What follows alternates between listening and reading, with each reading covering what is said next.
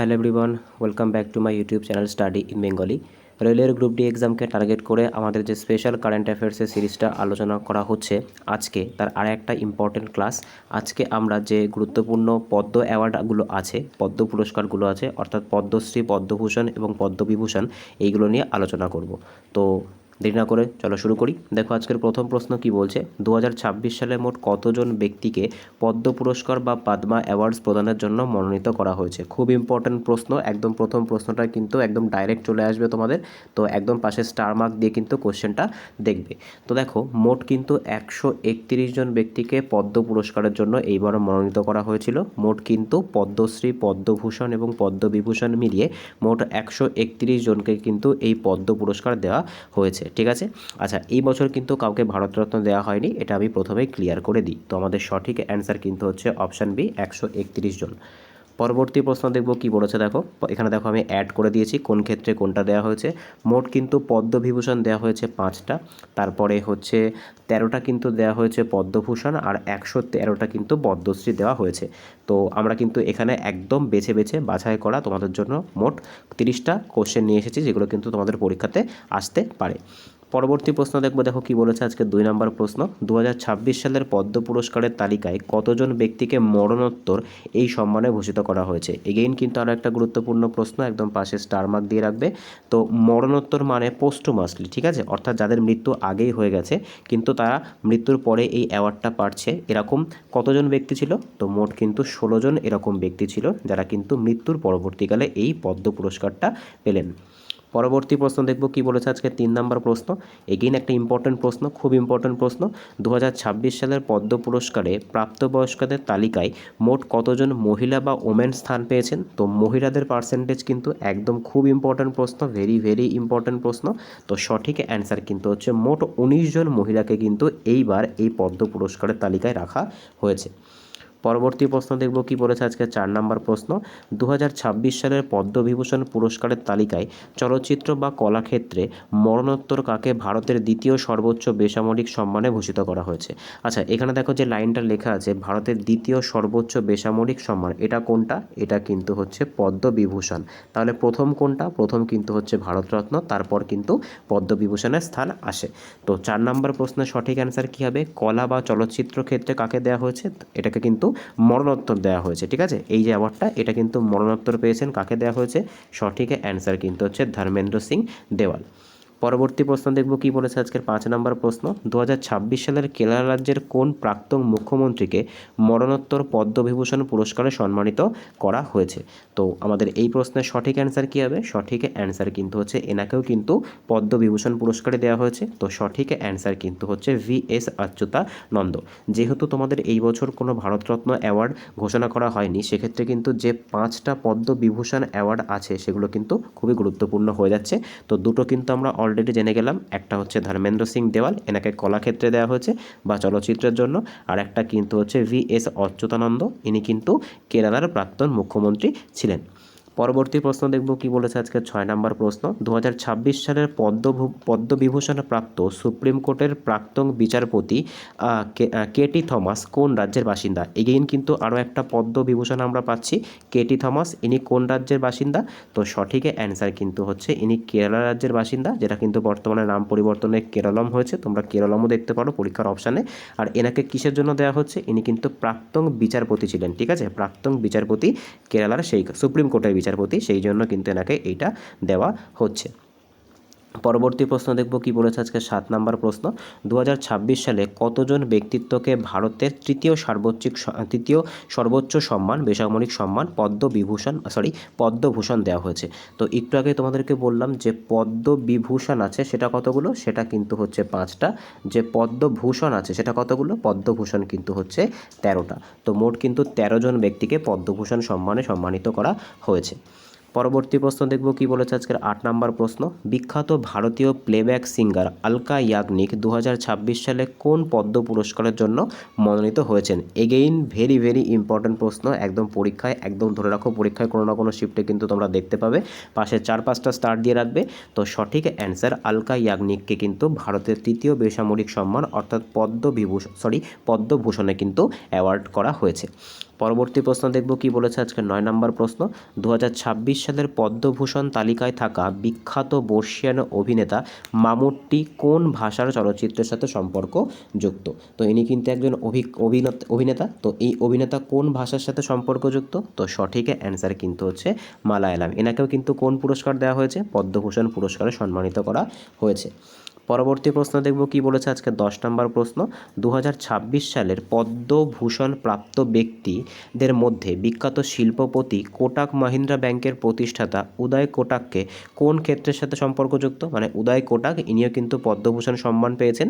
ইনি কোন ক্ষেত্রের সাথে সম্পর্কযুক্ত? তো আমাদের সঠিক অ্যান্সার কিন্তু হচ্ছে বাণিজ্য এবং শিল্পের সাথে ইনি সম্পর্কযুক্ত, ট্রেড এবং ইন্ডাস্ট্রির সাথে। পরবর্তী প্রশ্ন দেখব কি বলেছে আজকের 11তম প্রশ্ন। 2026 সালে কোন বিখ্যাত প্রাক্তন টেনিস তারকা তথা ক্রীড়াবিদকে পদ্মভূষণ সম্মানে পুরস্কার করা হয়েছে? তো এটা কিন্তু একদম ভেরি ইম্পর্টেন্ট প্রশ্ন। আলকা ইয়াগনিকের মতো কিন্তু এটাও খুব গুরুত্বপূর্ণ।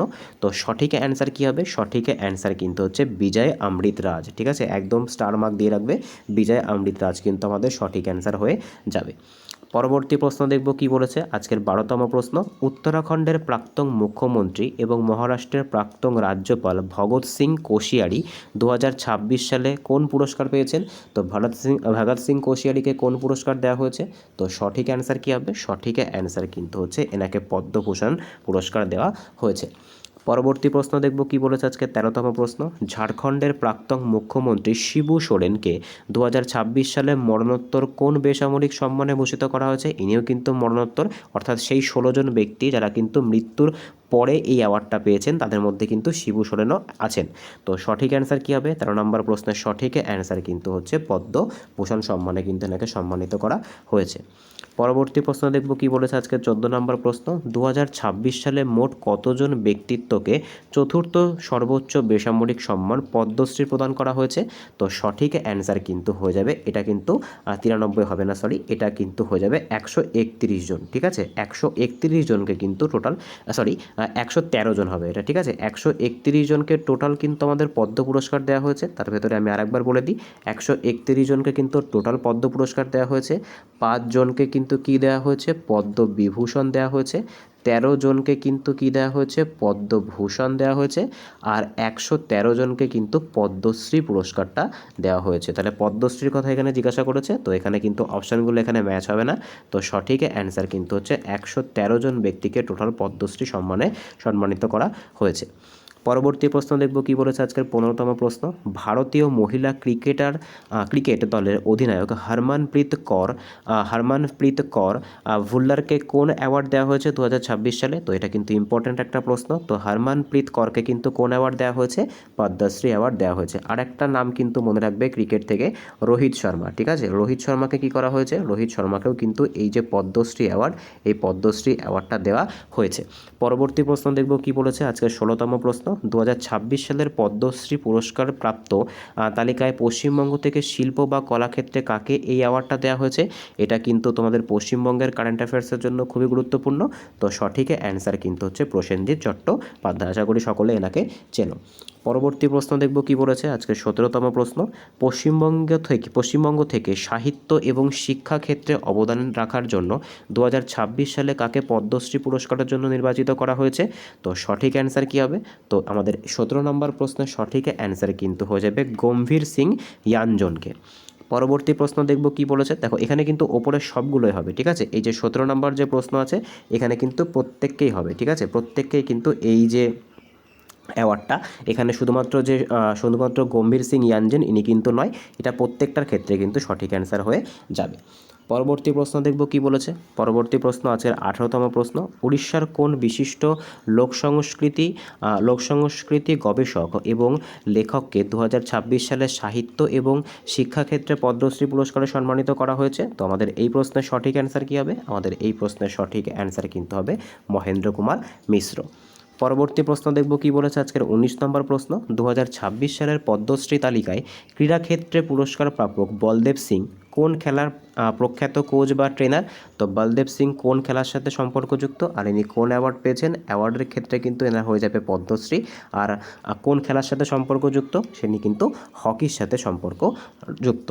পরবর্তী প্রশ্ন দেখব কি বলেছে আজকের 20তম প্রশ্ন। 2026 সালে পদ্মবিভূষণ প্রাপ্ত বেহালা বাদক এম রাজাম, ঠিক আছে, এম এন রাজাম কোন রাজ্যের প্রতিনিধিত্ব করেন? তো এগেইন কিন্তু আমরা আরেকটা পদ্মবিভূষণ অ্যাওয়ার্ড এখান থেকে পেয়ে যাচ্ছি, এই যে মিস্টার এন রাজান, ঠিক আছে। ইনি কোন রাজ্যের সাথে সম্পর্কযুক্ত? ইনি কিন্তু উত্তরপ্রদেশের সাথে সম্পর্কযুক্ত। পরবর্তী প্রশ্ন দেখব কি বলেছে, দেখো পরবর্তী প্রশ্ন আজকের 21তম প্রশ্ন। 2026 সালের পদ্মবিভূষণ প্রাপক পি নারায়ণম কোন ক্ষেত্রের সাথে সম্পর্কযুক্ত? তাহলে টোটাল যে 5টা পদ্মবিভূষণ সেগুলোকে কিন্তু আমরা কভার করলাম, অর্থাৎ প্রথমে কিন্তু হয়ে যাচ্ছে ধর্মেন্দ্র সিং দেওয়াল, দুয়ে কিন্তু হয়ে যাচ্ছে এস অচ্যুতানন্দ, তারপরে কিন্তু হয়ে যাচ্ছে কেটি থমাস, তারপরে হচ্ছে মিস্টার এন রাজান যিনি কিন্তু যে বেহালা বাদক, আর তারপরে কি হয়ে যাচ্ছে, তারপরে কিন্তু লাস্ট এই যে পি নারায়ণন, ইনি কোন ক্ষেত্রের সাথে সম্পর্কযুক্ত? তো সঠিক অ্যান্সার কিন্তু হচ্ছে সাহিত্য এবং শিক্ষা। আর এই যে এই যে আমরা এখানটাতে যে প্রশ্নটা পেলাম, এই যে মিস্টার এন রাজান, ইনি কিন্তু বেহালা নয়, ইনি কিন্তু হচ্ছে ভায়োলিন, ঠিক আছে, ভায়োলিনের সাথে সম্পর্কযুক্ত। পরবর্তী প্রশ্ন দেখব কি বলেছে। তো এই যে 2026 সালে পদ্মবিভূষণ প্রাপক ডক্টর পি নারায়ণন কোন ক্ষেত্রের সাথে সম্পর্কযুক্ত? তো সঠিক অ্যান্সার কিন্তু হচ্ছে সাহিত্য এবং শিক্ষার সাথে সম্পর্কযুক্ত। পরবর্তী প্রশ্ন দেখব কি বলেছে আজকের 22তম প্রশ্ন। 2026 সালে পদ্মভূষণ প্রাপক ডক্টর নোরি দায়াত্রয়ু, ঠিক আছে, চিকিৎসা ক্ষেত্রে কোন দেশের অনাবাসী ভারতীয় হিসেবে পুরস্কৃত হয়েছেন? তো ইনি কিন্তু এনআরআই হিসেবে পুরস্কারটা পেয়েছেন।